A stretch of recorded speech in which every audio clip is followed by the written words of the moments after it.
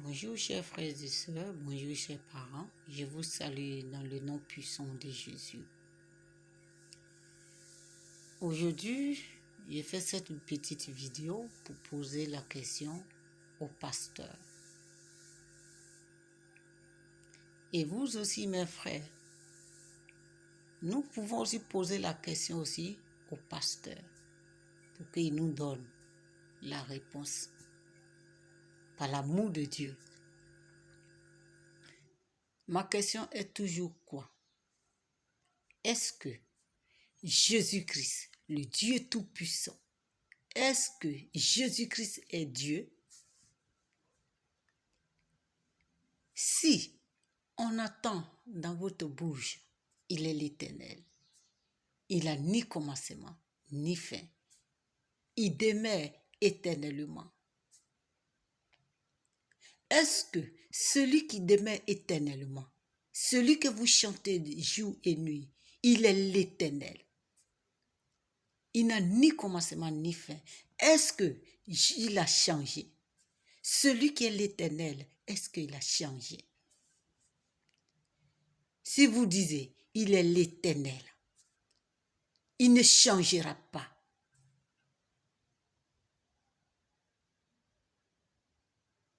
Est-ce qu'il a changé? Celui qui demeure éternellement. Jésus fait les miracles. Il ne change pas. Il a changé. Alors, pourquoi combattez-vous la Bible? Pourquoi combattez-vous la parole de Dieu? Pourquoi combattez-vous celui qui demeure éternellement? Pourquoi combattez-vous?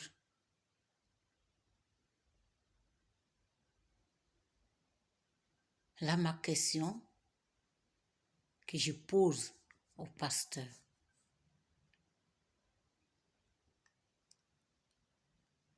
Et j'avais dit, sur ma première vidéo, le goûter-voir du pasteur Gédéon et le goûter-voir de pasteur, ce sont les deux goûter-voir très différents. Le goûter-voir du pasteur est écrit dans la Bible, comme le mariage. Le mariage est écrit dans la Bible. Pourquoi combattez-vous? Pourquoi combattez-vous celui qui demeure éternellement?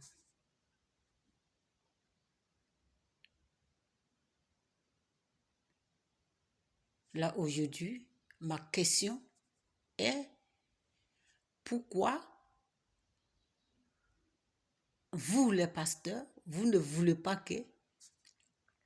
Pourquoi vous refusez que celui qui va prendre sa femme, celui qui va se marier, il ne doit pas faire le mariage d'abord, avant de payer la dot. Alors la Bible a écrit, le mariage sera fait d'abord, après la dot.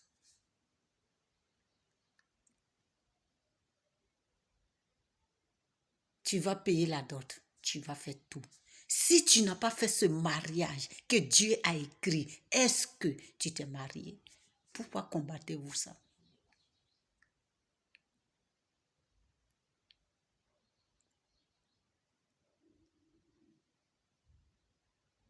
Ce qui est écrit dans la Bible, dites au peuple, dites ça aux enfants de Dieu que vous avez pris. C'est pour que vous pouvez les envoyer.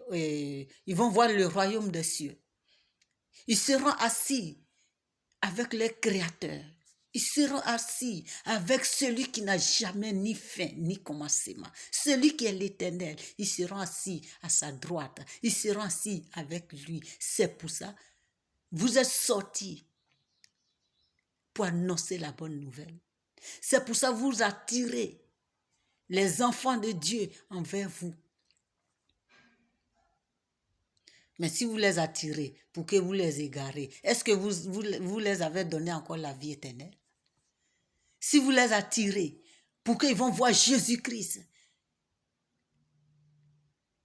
Maintenant, vous ne les dites pas ce qui est dans la Bible. Est-ce que vous avez les donné la vie éternelle?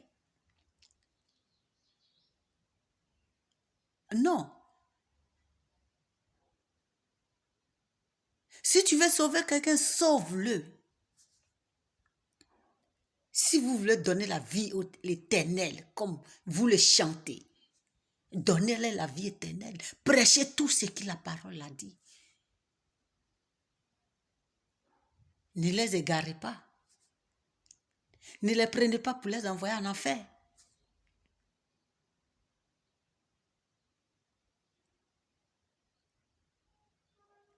Jésus-Christ a dit, allez-y partout dans le monde, prêchez la bonne nouvelle. Celui qui a cru, celui qui a accepté, baptisez-le. Au nom du Père, du Fils et du Saint-Esprit.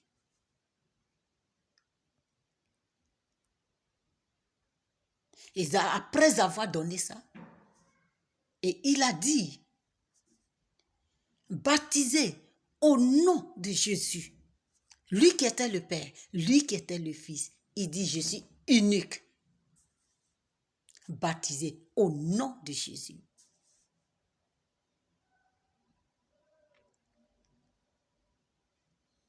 Vous avez compris ça? Ça revient à la même parole.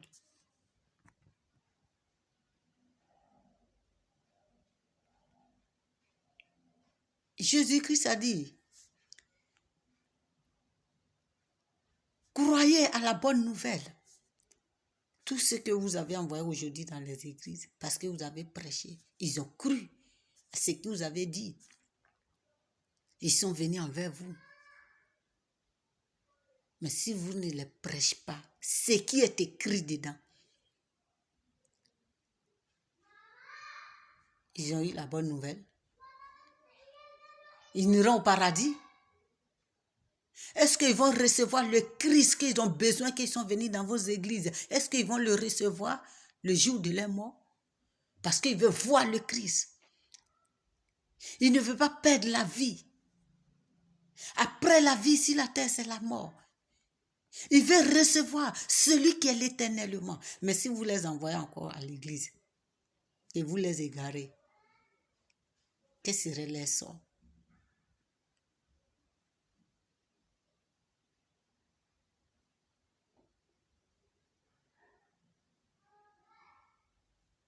Mes frères, mes sœurs, réveillons-nous. Réveillons-nous pour écouter la bonne parole. Réveillons-nous pour écouter la bonne parole qui attend de se prêcher, qui attend de dominer le monde.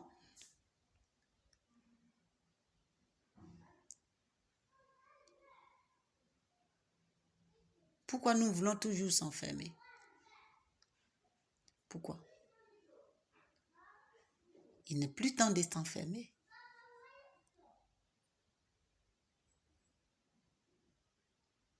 C'est Jésus-Christ qui a donné la loi à Moïse.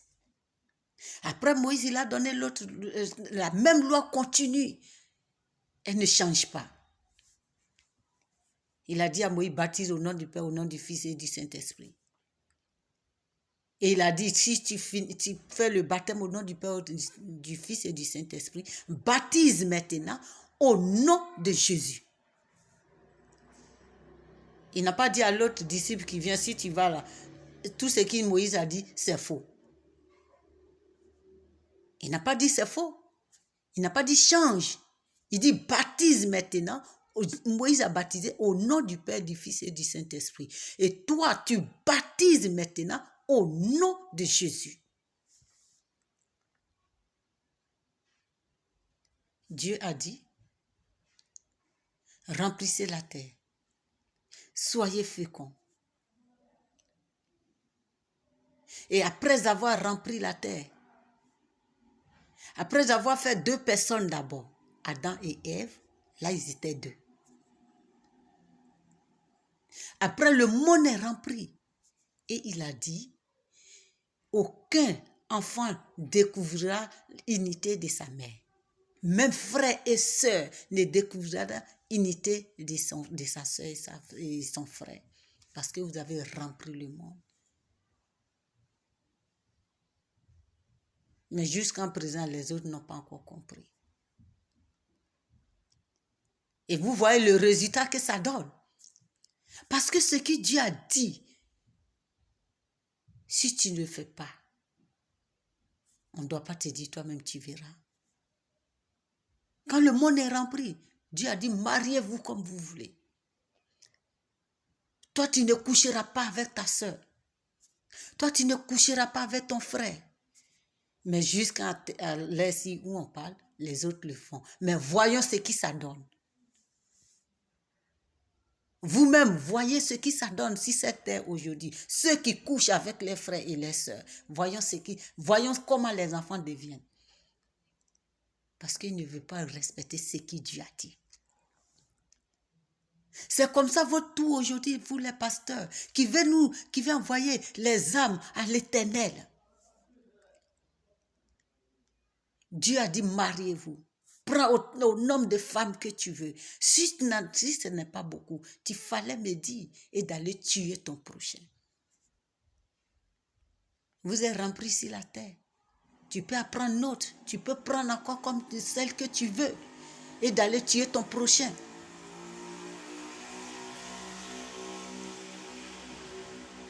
Cette parole qui était prêchée dans la Bible que vous avez vue vous-même les pasteurs. Vous disiez non. Vous refusez à cette parole.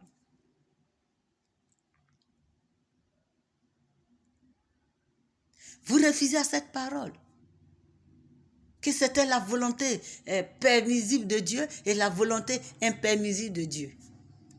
C'est incroyable, mes pasteurs. Mais si la volonté de Dieu était comme ça, quelle volonté il a donnée à Moïse et quelle volonté il a donnée à Abraham et quelle volonté il a donnée à Isaac? Maintenant, si les trois volontés-là ne sont pas la même chose, si les trois-là vont se croiser, qu'est-ce qui va se passer? Qui prêche la vérité et qui ne prêche pas? Maintenant, vous les pasteurs, qui avez toutes les volontés, toutes les âmes, toutes les frères et sœurs que tu amènes à l'église, quelle volonté tu vas donner à l'ancien et quelle volonté tu vas donner à celui qui est venu et quelle volonté tu vas donner à le nouveau. Maintenant, si tes volontés-là ne sont pas mêmes, si les trois-là vont se croiser, ils vont prêcher quoi?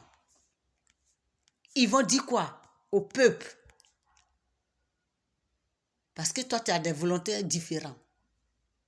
Quelle volonté il va dire? Et maintenant, si toi-même, tes propres enfants, le premier-né, le premier de tes enfants, si tu lui dis, mon fils, je veux que la maison soit toujours bien et corrige toujours tes enfants, tes petits frères. Ça, c'est la volonté que tu as donnée à ton fils. Maintenant, comme tu as dit, toi le pasteur, il y a volonté de Dieu et persidue et ceci. Maintenant, tu as donné première volonté à ton fils. Maintenant, le deuxième fils ou fille, si elle arrive, quelle volonté tu vas lui donner? Insulte ton grand frère. Ne respecte pas tout ce que ta maman dit. Maintenant, si les deux là, ils se croisent, si tes deux enfants là sont à la maison et toi, papa, tu es assis, il envoie sa petite soeur ou son petit frère. Il dit, va te faire foutre là-bas. Qui devant moi? C'est pas ce que papa a dit. Papa dit, si je te vois, de te mépriser. Il dit, ah, mais c'est pas ce que papa m'a dit. Papa dit de prendre soin de vous, d'apprendre à nous respecter. Maintenant, les deux volontés différentes que tu as données à tes enfants là, ils vont respecter quoi entre les deux? C'est quoi les deux vont respecter? Ce n'est pas la guerre que tu as mis entre toi et tes enfants. Parce que ce que tu as dit à le premier, ce n'est pas ce que tu as dit à la deuxième. Ce n'est pas ce que tu as dit à le troisième. Comment ils vont faire pour se respecter? Comment ils vont faire même pour respecter toi, le Père? Tu les as menti. Dieu ne ment pas. Dieu n'a jamais deux volontés ni trois volontés. Il est unique. Ce qu'il dit et ce qui ça va. Dieu n'a jamais deux volontés. Il a dit à Moïse, va libérer mes peuples. Il a dit à l'autre disciple,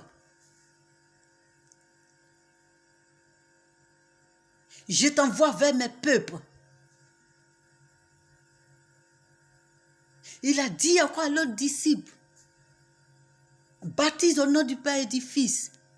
Et il a dit encore à l'autre disciple, baptise-les au nom de Jésus. Il n'a pas changé. Mais il les met sur les mêmes droits.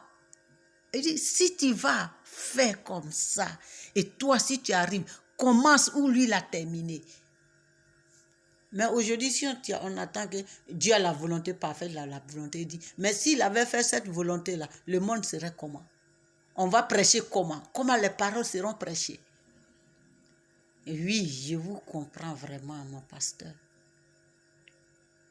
C'est pour ça que les églises sont différentes de la parole. Parce que vous n'avez pas la volonté de Dieu. Ce n'est pas la volonté de Dieu que vous prêchez.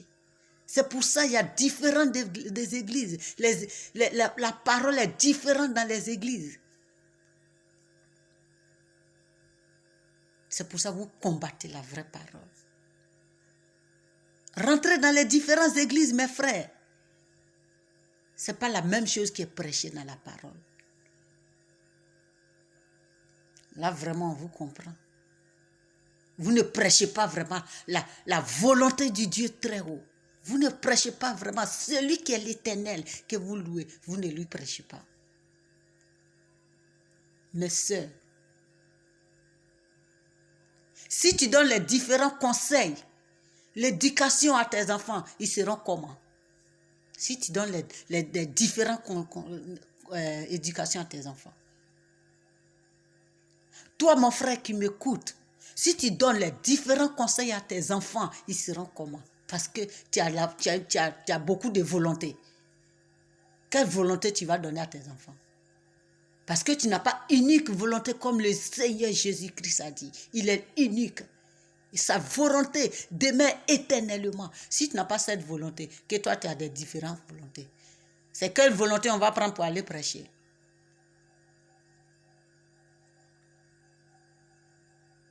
Posons-leur aussi la question. Si tu nous donnes les différentes volontés, on va prendre quoi au juste? Nous trois là, si on se retrouve, on va dire quoi au peuple? Avec la volonté non parfaite et imparfaite, on va dire quoi? La volonté de Dieu, elle reste parfaite jusqu'au dernier jour de l'Éternel. Arrêtez de nous tromper, mes pasteurs.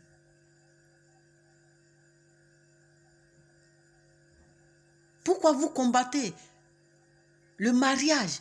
Pourquoi vous combattez le goûter-voir? Pourquoi? Alors c'est écrit dans la Bible. Ce n'est pas le goûter-voir qui est écrit, mais le mariage est écrit dans la Bible. Mariez-vous d'abord. Le mariage va se faire d'abord avant que la dot arrive. Sans le mariage, il y a tout ce que tu vas faire là. Ça sert à quoi? Elle ne te connaît pas comme ton mari. Toi, tu ne la connais pas ni comme ta femme. Tant que tu n'es pas couché avec elle, elle n'est pas ta femme. Elle ne serait pas ton mari. Pourquoi vous enfermez les frères et sœurs pour ne pas se connaître? Je vous dis, mes frères, il n'y a pas de femmes vierges. Si tu aimes ta femme, mariez-vous, attendez-vous. Si vous avez vraiment l'Éternel, celui qui demeure, vous allez voir comment votre vie sera changée. Tu ne peux jamais payer quelque chose sans ouvert. C'est impossible. Si on a goûté l'Éternel, ce n'est pas celle que Dieu a créée, là on ne peut pas goûter.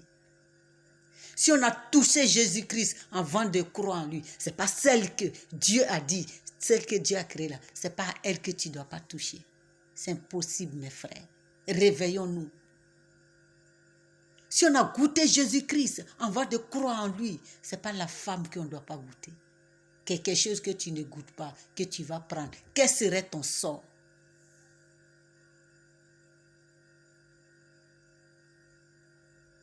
Quel serait ton sort? Mes frères, mes soeurs, l'homme que tu vas marier, si tu n'as pas vu, comment tu vas faire pour le marier?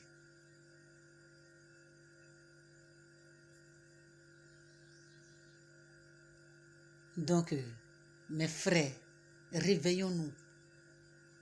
Réveillons-nous pour qu'on va voir le royaume des cieux. Réveillons-nous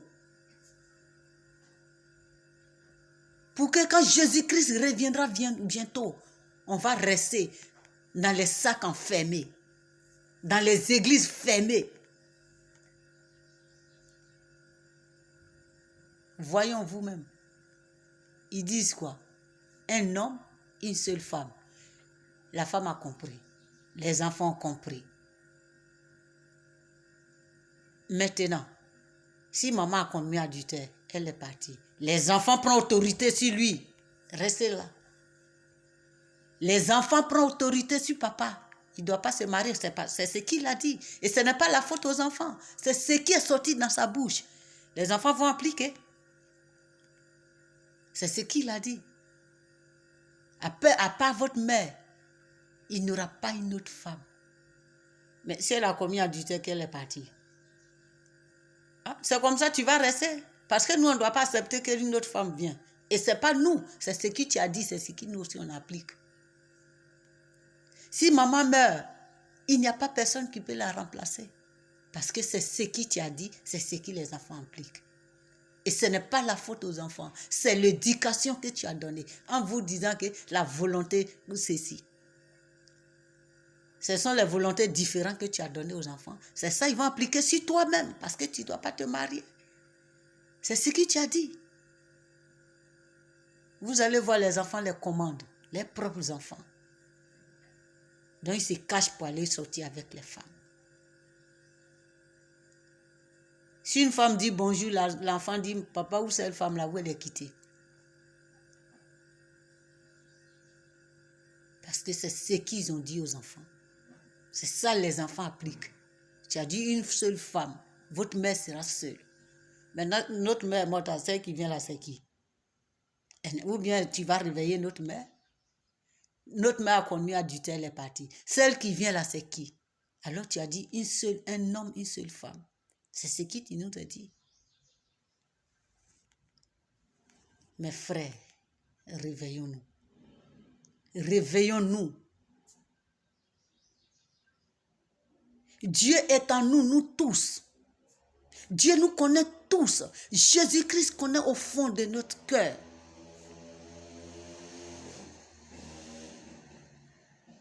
Le royaume des cieux est très doux. Jésus-Christ est très doux. Écoutons-le.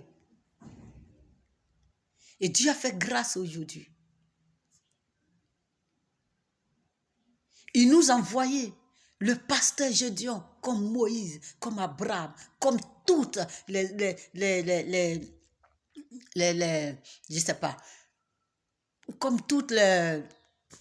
Vous avez déjà compris. C'est comme ça Dieu nous a envoyé le pasteur Gédéon.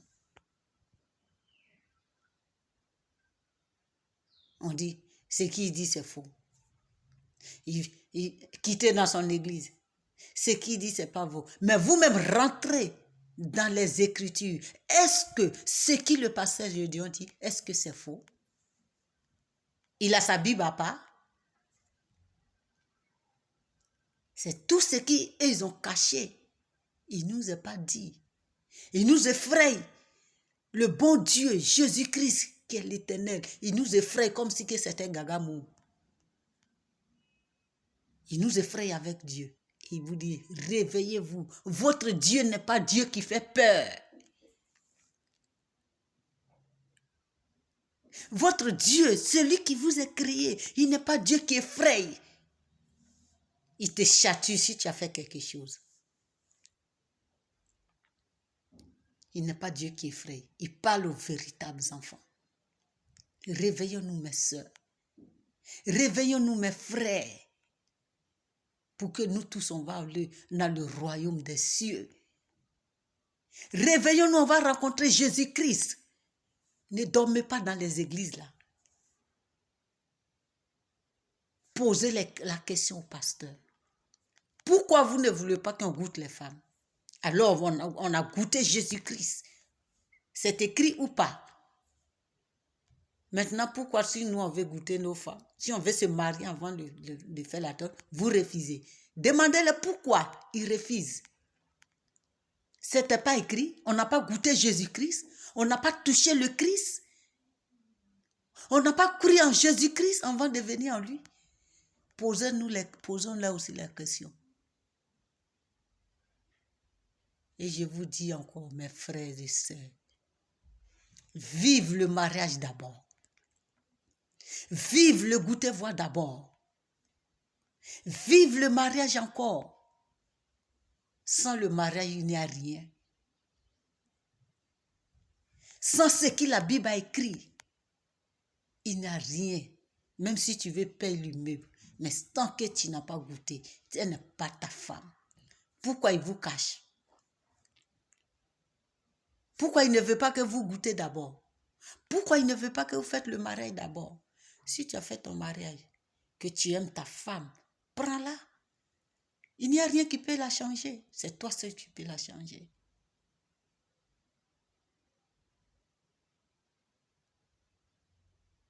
Là, je vous souhaite bonne journée, mes frères et sœurs. Que le Seigneur nous accompagne. Que le Dieu Tout-Puissant ouvre nos yeux pour qu'on attende la bonne parole. Je viens aujourd'hui pour vous annoncer que je ne suis pas pasteur et je ne serai pas pasteur. Je ne viens pas aussi pour vous évangéliser la parole de Dieu. Non. Ce n'est pas mon droit. Mon droit, c'est pour vous annoncer. Comme les 3 femmes qui partaient au tombeau de Jésus-Christ quand ils ont rencontré Dieu. Il a dit, allez-y, dites à mes frères, allez-y, dites à mes frères, je ne suis pas pasteur, mais je viens vous dire que nous allons nous réveiller. C'est le véritable enfant de Dieu qui va vous prêcher la parole. Moi, je ne vous prêche pas. Je viens vous annoncer qu'on va se réveiller. Pour connaître notre véritable Seigneur. Ce n'est pas celui qu'on prend pour nous effrayer. Comme j'ai des enfants là, ce n'est pas ça.